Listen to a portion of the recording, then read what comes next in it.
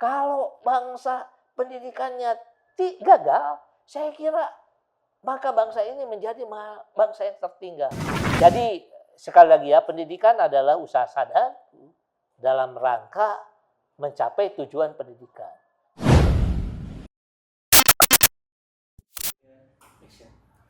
Assalamualaikum warahmatullahi wabarakatuh. Jumpa lagi sahabat URM. Waalaikumsalam. Alhamdulillah, sekarang saya bersama Prof. Purwadi. Selamat siang. Assalamualaikum warahmatullahi wabarakatuh. Waalaikumsalam. Terima kasih Prof. sudah berkenan hadir di podcast saya Prof.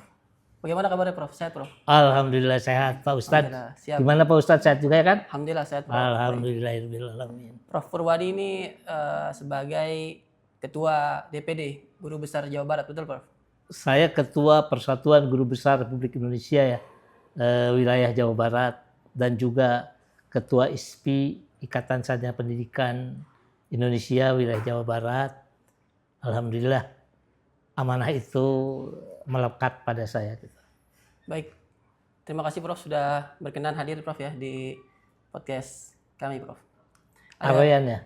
Aroyan dan sahabat URM. Alhamdulillah ya, terima kasih atas kepercayaannya untuk bisa mengajak ngobrol kita ya, saya terutama ya. Kita ngobrol santai lah Prof. Ya, harus santai lah, tidak terserah serius, biarkan serius untuk yang lainnya. Siap.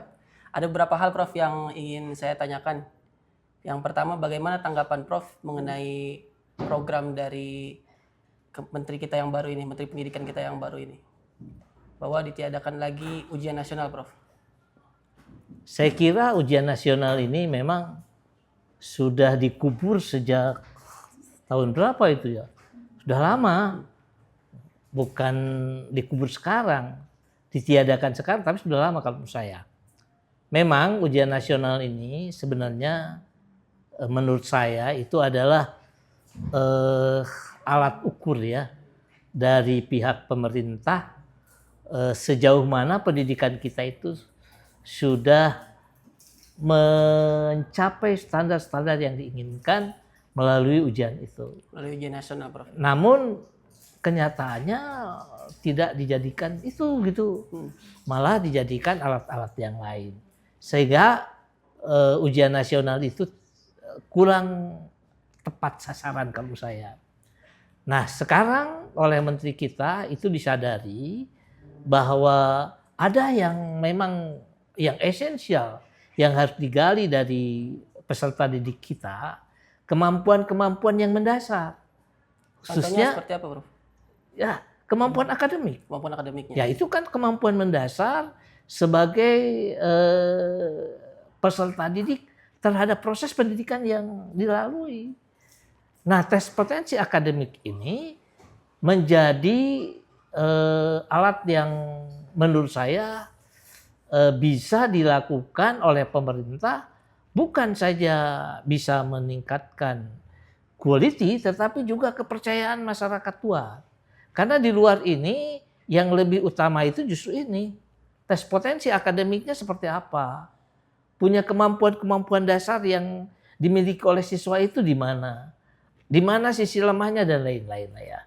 Nah ini menurut saya adalah kebijakan yang menurut saya perlu didukung dan disukseskan sehingga pendidikan kita ini menjadi pendidikan sesuai dengan harapan founding father, ya, ingin mewujudkan manusia Indonesia yang utuh, yang memiliki kemampuan-kemampuan seperti di dalam undang-undang sistem pendidikan kita. Baik Prof.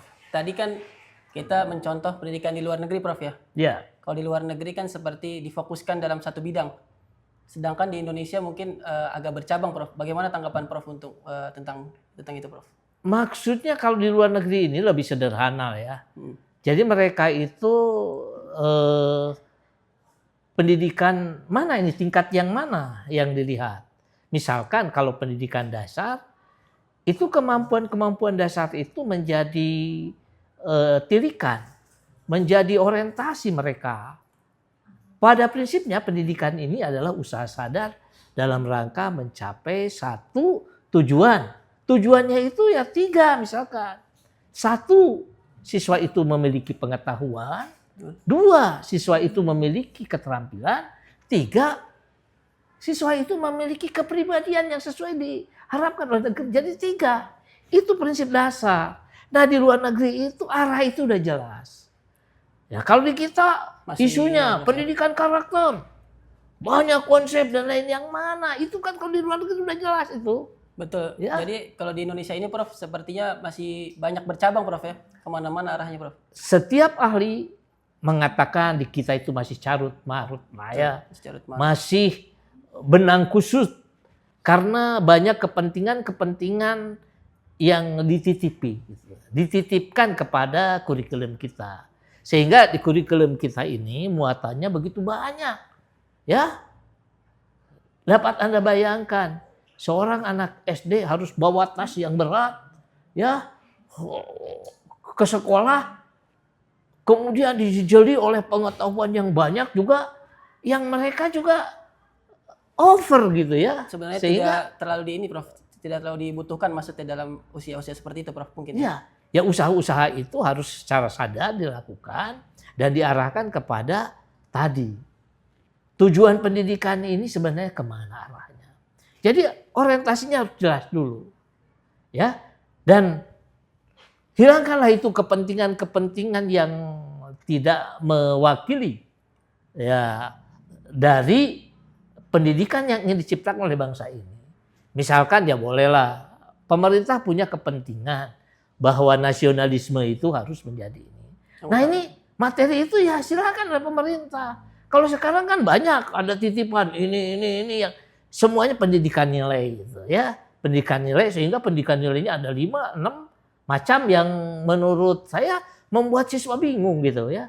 Ini nilai yang mana yang akan saya Yang harus difokuskan gitu Prof. Ya iya harus fokus. Itu Betul, harus betul. fokus kemana ini. Nah, jadi itu yang di kita ini ya kita harus jujur bahwa usaha kita belum dibasisi oleh upaya-upaya sadar dalam rangka mencapai tujuan yang ingin dicapai oleh bangsa ini. Setiap mereka yang memiliki kepentingan masuk ke dalamnya sehingga terjadilah carut marut yang seperti saat ini kita tatap. Ini pendidikan kita ini mau kemana arahnya sebenarnya. Bisa diartikan arahnya masih belum jelas Prof ya. Dalam artian masih banyak cabang-cabang tadi ya Prof ya. Masih banyak kepentingan. Bukan cabang, tapi kalau saya itu di situ kepentingan. Kepentingan-kepentingan yang dititipkan melalui pendidikan ini terlalu banyak. Ya, jadi tidak bebas, tidak sehingga maaf ya. Ini kan pendidikan kita ini mau kalau yang namanya pendidikan serahkan sajalah kepada sekolah. Prof, ya? Kepada sekolah. Silakan, sekolah udah pasti paham apa yang akan diberikan begitu. Mungkin Ya. ya, pihak yang itu jangan sampai ikut campur lah. Seperti Ya, ikut campur masih ada tetapi jangan terlalu dalam. Ya sekarang kan semuanya diatur oleh pemerintah mengatur sampai kepada teknis, sampai kepada hal yang strategisnya tidak tampak. Harusnya pemerintah ya kepada hal-hal yang bersifat strategis.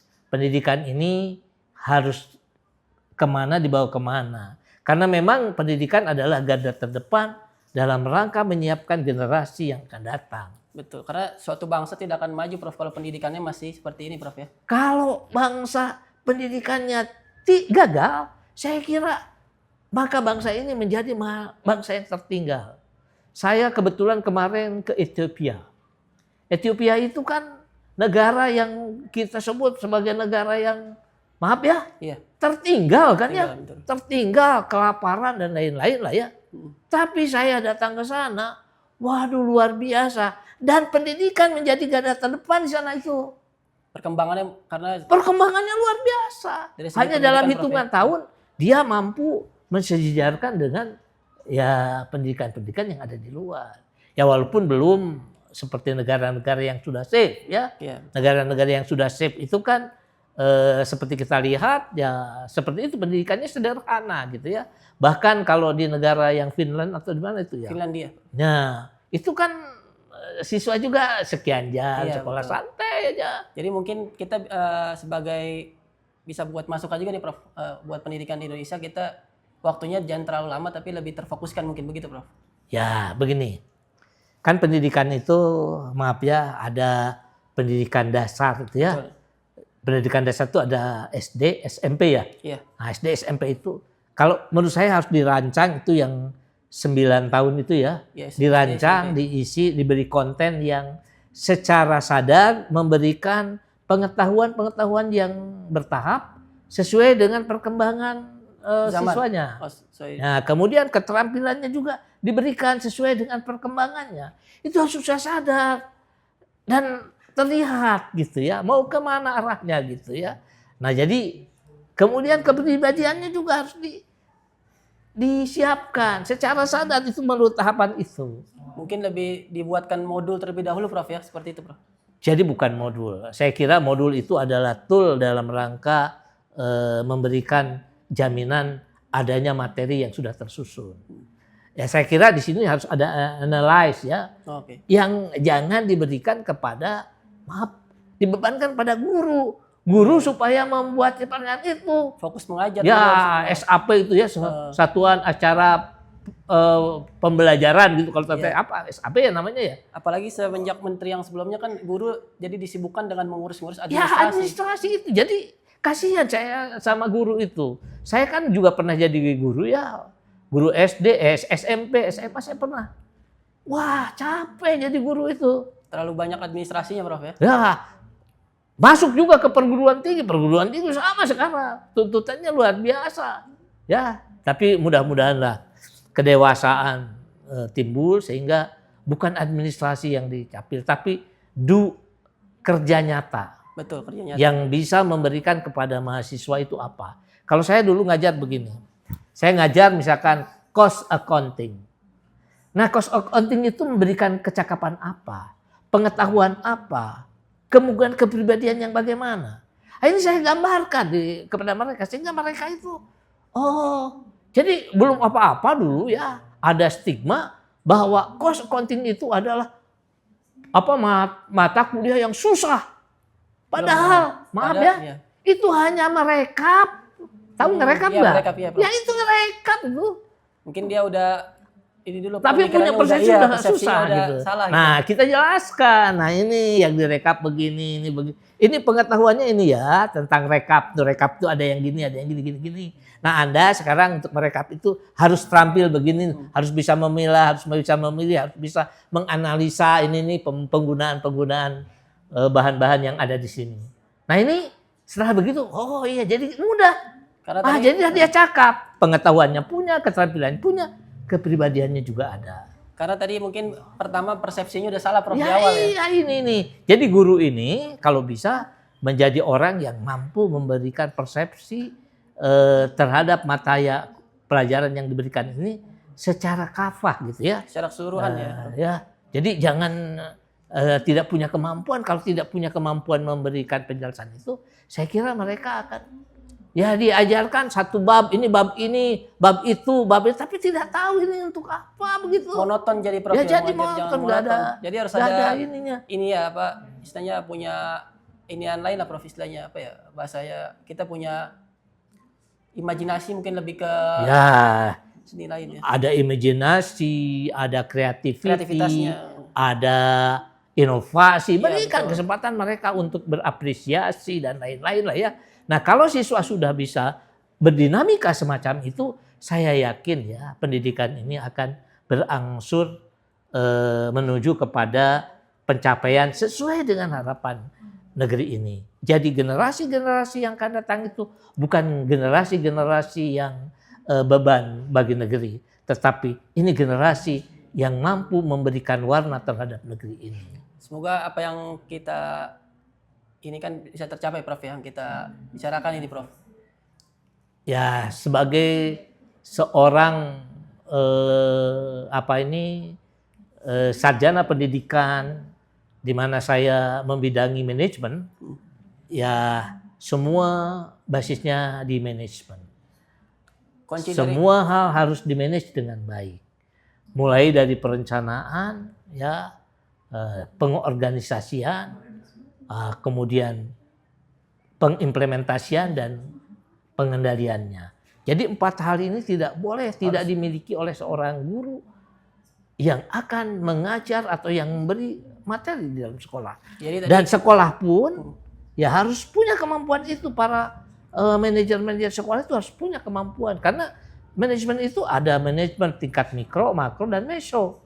Nah ya, mungkin bisa dijelaskan Prof, mungkin banyak dari penonton yang belum paham tuh bagaimana manajemen mikro, makro. Ya kalau mikro itu ada di guru ya. Iya. Ya sudah teknis ke sana. Secara Kalau teknis. meso ya ada di sekolah lah ya. Ya. Dan terjemahan. Kalau makro ya di tingkat provinsi, negeri, itu udah makro ya. Semua sudah berbicara. Secara keseluruhan, nah ini Prof, ya. harus di-manage sedemikian rupa. Maaf ya. Nih kita, masyarakat kita aja ini. Pendidikan itu tanggung jawab siapa sih?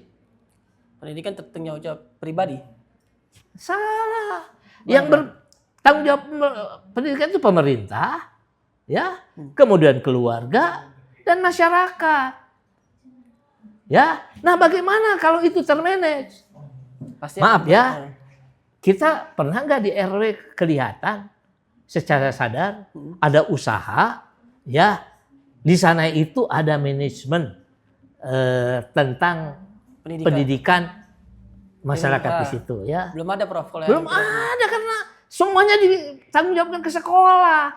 Seolah-olah sekolah itu adalah pabrik yang bisa menghasilkan manusia yang seperti ini. Orang tua, maaf ya, lepas tangan. lepas tangan karena nggak tahu. Itulah mungkin jadi sekolah contoh Prof ya, mungkin izin saya jelaskan mungkin di sekolah sebagai udah nih di sekolah, kita sekolahkan di sini harus semuanya serba bisa. Jadi Nah, orang tua lepas itu yang saya maksud. Jadi sekolah itu menjadi Pabrik ya? harapan penuh terhadap peserta didik supaya dia punya kecakapan sesuai dengan yang dibutuhkan oleh negeri ini.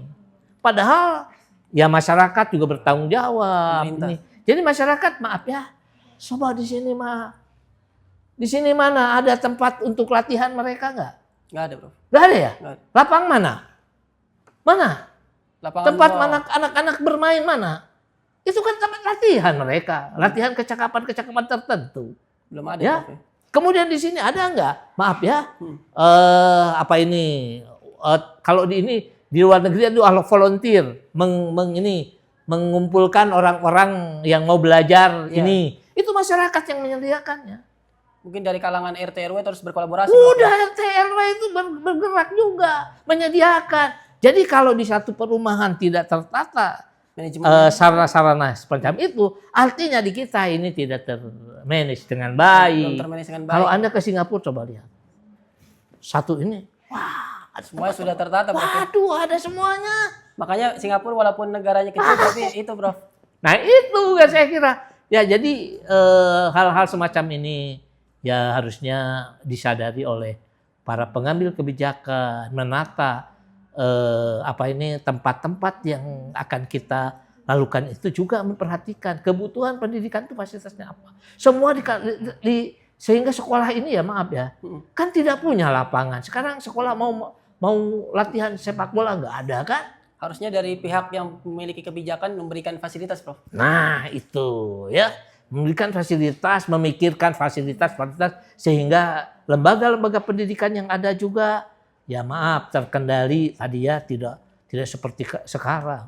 Sepertinya ya mudah sekali mendirikan ini di sini, di sono. Ya sehingga Kualitas dari yang pendidikan ya, itu tidak. karena kalau begitu itu sudah pastilah tidak terkonsentrasi. Dan kualitasnya kurang Prof ya. Susah dikendalikan. Susah dikendalikan karena Susah dikendalikan. dan terlalu Karena banyak Prof ya. ya ini karena masing-masing punya sistem yang lain gitu ya. Ya, betul. Nah, sehingga tidak dikendalikannya. Walaupun pemerintah, makanya kenapa pemerintah sekarang masuk ke dalamnya karena itu menurut saya ya, karena ada pengendalian yang tidak berjalan gitu. Ya. Kalau pengendalian sudah berjalan diserahkan kepada sekolah silakan. Sampai sekarang kan Harvard nih ya. Pemerintahnya harusnya begini. Nah ini adalah kebebasan akademik kami dan kami harus mengajarkan yang seperti ini. Pemerintah tidak bisa intervensi kepada Harvard itu ya, university. Biar mereka menyiapkan manusia-manusia kelas dunia lahir di sana. Ya, sebentar lagi di sini ada yang mau lahir juga ini nih salah satunya nih. Ya, karena dia sudah belajar di USA ya. Nah, mudah-mudahan ini lahir di sini. Nah, Di kampus ini Prof ya, di ARS. iya. Nah, Baik Prof. Kita lanjut ke pertanyaan berikutnya Prof ya. Menurut Prof, bagaimana yang menyebabkan adanya ketimpangan Prof? Maksudnya ketimpangan dalam dunia pendidikan ini. Jadi masih belum merata lah pendidikan di Indonesia ini. ya, saya kira ini cerita lama ya. Sejak saya menjadi orang yang berkecimpung di pendidikan, masalah ini menjadi masalah tradisi di kita. Karena begitu luas wilayah kita, sedangkan kemampuan kita ini Masih kurang. tidak bisa memenuhi semuanya. Nah, sehingga ketimpangan itu pasti terjadi. Anda bisa bayangkan sekolah yang lahir di dusun sana dengan sekolah yang lahir di kota besar ini, ya yang sarana prasarana dan sumber dayanya lengkap, saya kira tidak bisa dipenuhi di sana. Sehingga ya sekolah yang di sini mendapatkan pelayanan yang luar biasa. Jadi, Nah sekarang ada upaya juga, walaupun sekolah di tempat yang ini dengan sarana prasarana yang tidak lengkap harus disamakan dengan ini yang disebut ujian nasional. Ya, makanya ujian nasional itu tidak akan kurang efisien, kurang efektif, tidak efektif, kurang efektif ya? Dan tidak akan memberikan gambaran yang sesungguhnya. Sedangkan ujian nasional ini sekali lagi dalam rangka pemerintah memperoleh gambaran standar tentang pendidikan yang ada di Indonesia.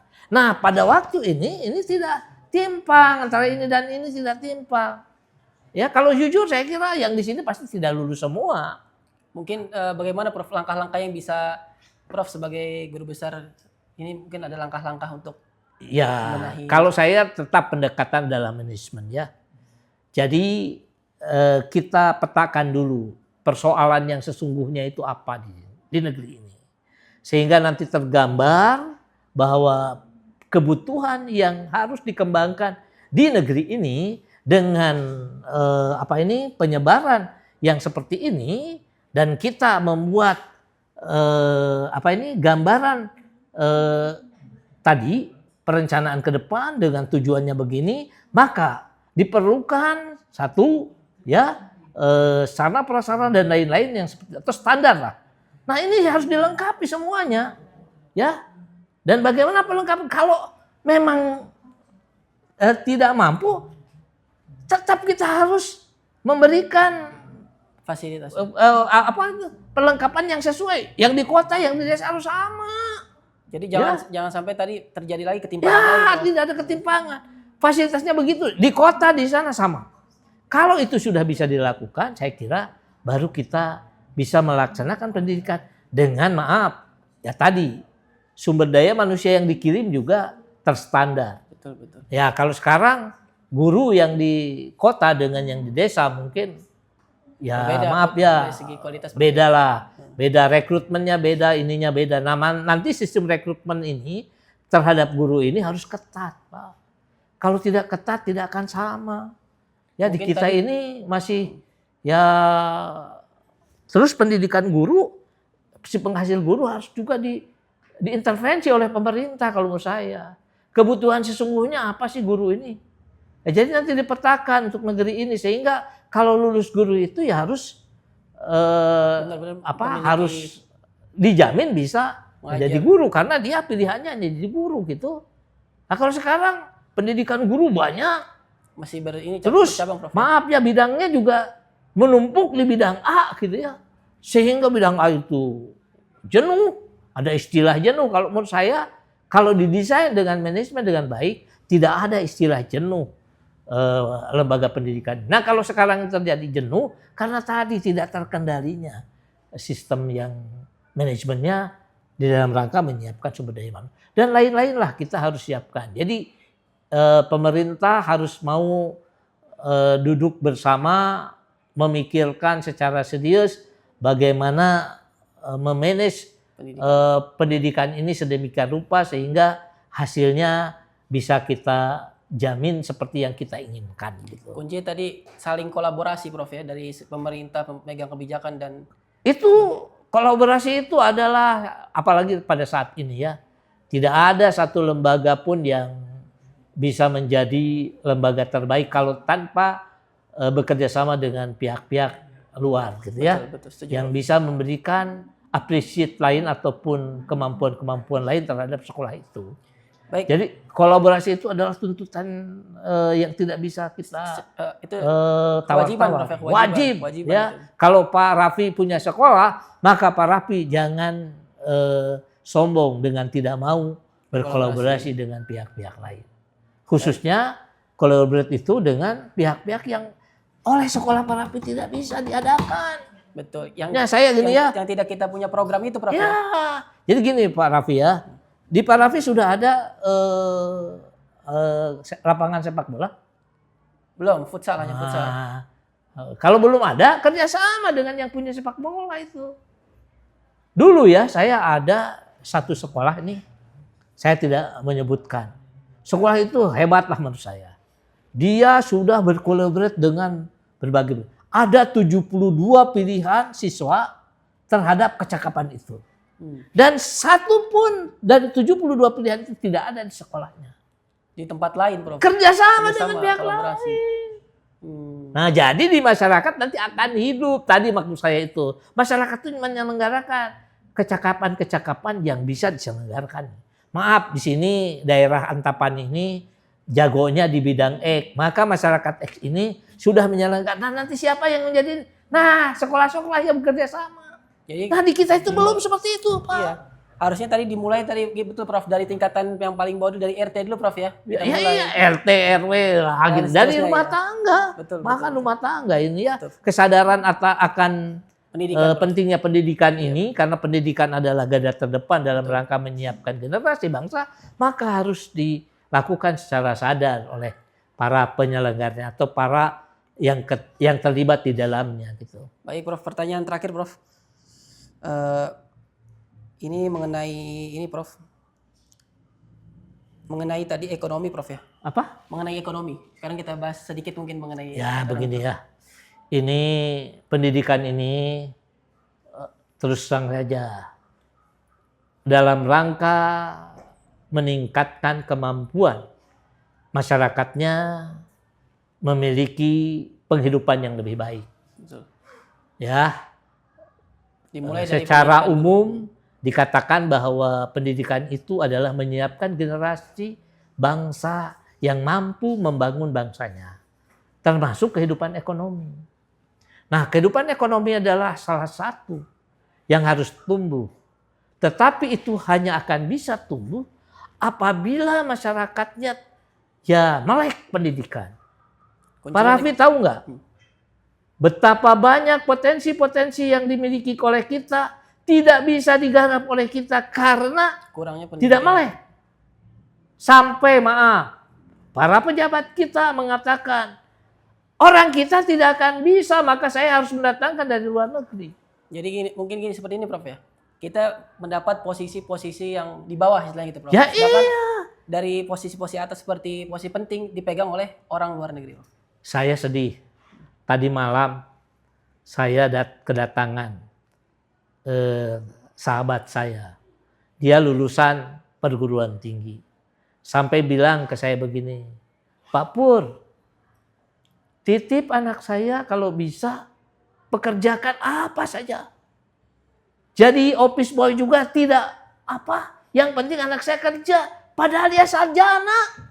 Sedih saya kan mendengarnya. Aduh, saya sampai orang tua saking frustasinya anaknya dari pintu ke pintu menawarkan ijazahnya tidak laku. Ah, ini berarti ada sistem pendidikan yang fail kalau menurut saya. Salah. Ini harus dibenahi Prof dari sisi Nah, pendidikan kita. berakibat kepada kemampuan ekonomi tadi. Masuk jadi Prof ya sinkron. Ya. Karena kurangnya pendidikan dan ekonomi akan Bukan kurang, tetapi pendidikannya itu belum mengarah seperti yang saya sampaikan. belum terfokus mungkin Prof. Ya, jadi sekali lagi ya, pendidikan adalah usaha sadar dalam rangka mencapai tujuan pendidikan. Tujuan pendidikan ini bisa klasterisasi menjadi 3.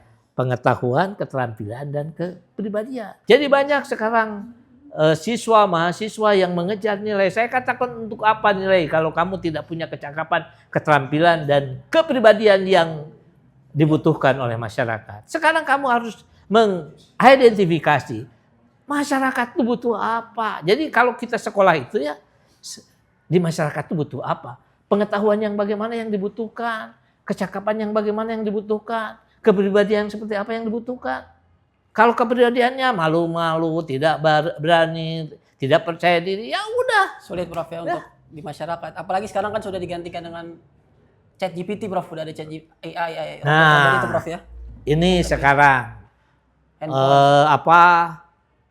Sudah ada tahun 86 saya ke Singapura. Orang Singapura sudah mengatakan knowledge in my hand. Karena orang Singapura itu dulu sudah mengumpulkan pengetahuan itu ke dalam handphone. Bukan handphone dulu, apa ya. Jadi kalau dia nanya misalkan bahasa tanah ini di sini gitu. Dia tahu. Nah, sekarang kan ChatGPT ya. Betul. Nah, dulu dengan itu Singapura sudah buat itu. Dia lebih dahulu udah menemukan itu Prof ya. Iya. Dia sudah siapkan semuanya. Di kita, maaf, butuh apa? Nih perguruan tinggi saya tanya.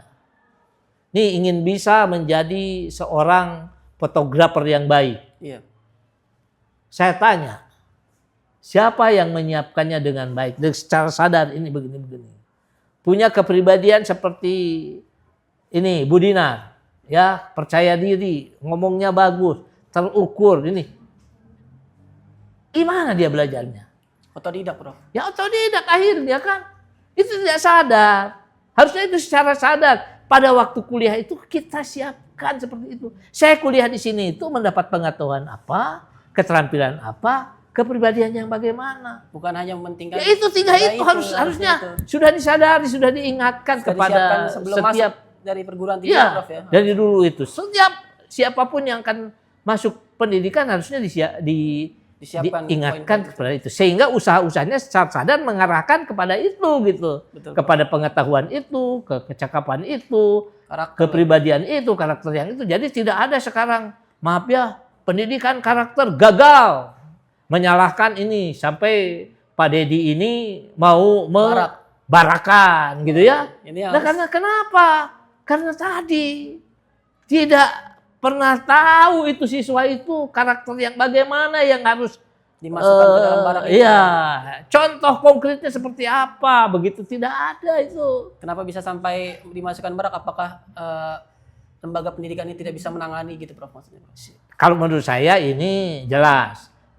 Sejak dulu lembaga pendidikan sekolah itu, maaf ya, sudah tidak dipercaya oleh masyarakat. Buktinya apa? Untuk ikut tes ke perguruan tinggi, ikut bimbel kan ya? Iya. Bimbel yang luar biasa kan? Sekarang juga kalau kepribadiannya kurang baik, masuk barak katanya ya. Itu sama seperti yang itu. Jadi kegagalan pendidikan itu sudah lama, sudah dirasakan sebenarnya. Sudah dari dulu Prof ya. Ya, sehingga maaf ya, para pengambil kebijakan seperti Kang Deddy itu atel ya Maya, geus teu bisa, geus frustasi itu. Pendekatan frustasi seperti itu sebenarnya. Tapi dia ingin emergent, ingin hasilnya memang segera diperoleh. Apakah bisa berhasil atau tidak berhasil? Saya kira belum tentu. Bahkan mungkin saja yang sudah dididik secara militer karena dia sudah jadi kuat dan ini mungkin lebih jahat dari bisa jadi Prof. Sebelumnya gitu ya. Akan merasa memiliki kekuatan. Ya iya itu. Hati-hati itu. Jangan dikira nanti selesai. Tidak, belum. Makanya ahli pendidikan Cecep Darmawan bukan satu-satunya itu.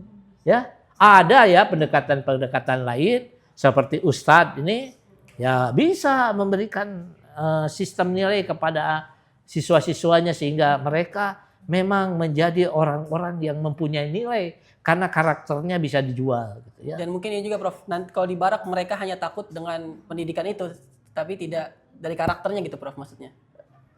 Kalau di barak militer itu memang mendidikkan karakter, disiplin.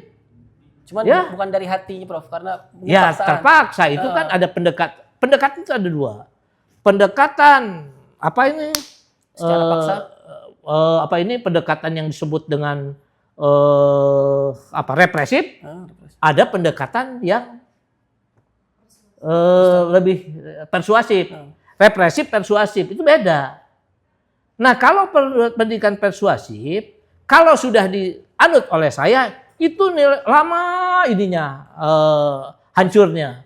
Tapi kalau yang represif segera berubah dan segera mudah berubah kembali. Contohnya, Anda tahu nggak? Itu yang sekarang sedang rame. Hercules. Wah. Hercules itu kan pendidikan, itu hasil pendidikan masyarakat yang represif terhadap dia. Wah dia berubah sebentar, tapi begitu dia mau merasa kuat, berubah lagi. Nah itu seperti itu. Itu potret yang kita lihat di masyarakat ya.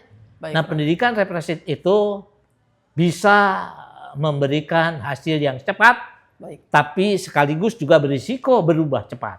Baik, terima kasih. Tetapi kalau yang persuasif dipahamkan, dipahami, itu tidak akan berubah secara cepat. Karena masuk kepada hatinya, jadi diyakini ini yang terbaik dan terbenar. Gitu ya, ini. Baik. Dan kalau persuasif itu harus sekaligus dengan contoh. Harus diberikan contoh. Kalau tidak dengan contohnya, sulit, berat. susah, berat juga ya. Baik. Nah. Baik, terima kasih Prof. Cukup sekian Prof. Ya, sama-sama Mas. Assalamualaikum. Waalaikumsalam. Alhamdulillah saya bisa berbicara dengan Pak Ustadz. Siap Prof. Mudah-mudahan pembicaraan kita bermanfaat buat handai tolan masyarakat yang membutuhkan haus Amin. terhadap masalah-masalah pendidikan di kita, sehingga pendidikan kita itu ke depan menjadi pendidikan yang kita banggakan. Amin. Terima kasih Prof. Pendidikan yang punya nilai dan punya kebermanfaat buat negeri ini. Kita rindu negeri ini segera berubah ke arah yang lebih baik. Terima kasih. Terima kasih. Pak. Assalamualaikum warahmatullahi wabarakatuh. Assalamualaikum warahmatullahi wabarakatuh.